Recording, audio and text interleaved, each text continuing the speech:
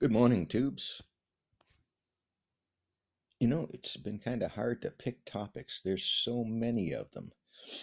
And in some ways, I feel like I'm repeating them. So, oh well. Anyway, the news articles and coverage, media coverage of the Boeing 737 MAX airplane. My take on it, as soon as I heard about it, the third time, was that's bad software. That's really poor decision making software. Now, it's coming out Boeing is saying, well, the operators didn't expect something or expectations. Well, if you've ever done large software, there's this requirements gathering process, and then there's risk analysis, and there's unit testing.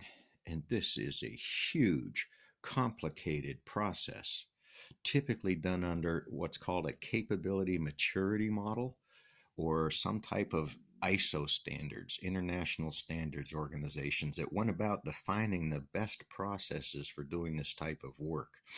So we professionals know of these things. We're trained on these things. We implement them into our processes. Mine was industrial real time controls and Medicare and Medicaid software for uh, about a third of the states in America. That's the size of the software systems and projects and hardware that I worked with and on. So I've got some background in software development and errors and corrections and rewriting software. My career was built reading someone else's software and figuring out what the problem was. You take that where you think it goes. So this Boeing story is being so convoluted in the press. To me, it absolutely looks like they had bad software that made a bad decision that should have been discovered somewhere in unit testing, which is a huge process in interleaved real-time systems. And that key right there is real-time. Artificial intelligence making decisions very quickly based upon an array of sensors, real time sensors. This is a challenging task. You get into things like noise discrimination, signal to noise ratios, total system noise ratios. You get into interoperability of asynchronous systems, which is what these things are, kind of, that all tie together. So in the news, you see lots of noise around a software process that was so broke that it caused 3 accidents. The public clamor had to be so great, and Boeing invited it. They ignored what they knew somehow, because sitting from a distance, it seems kind of obvious to a professional that their software was severely flawed. That's a problem.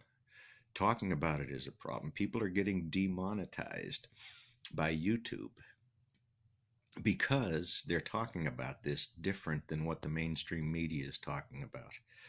So one YouTuber got a strike for the music in the background. When he removed the music, they still kept the strike against him.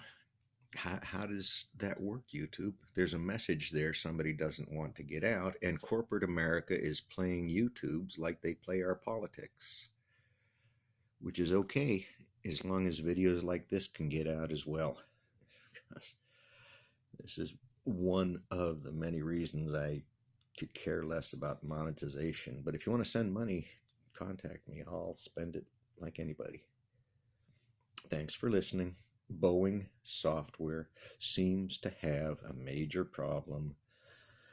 A professional assessment and audit would turn that up, unless your auditor is broken or bought or not looking closely. This is what I did inside corporate America, was create these processes and make sure they're followed.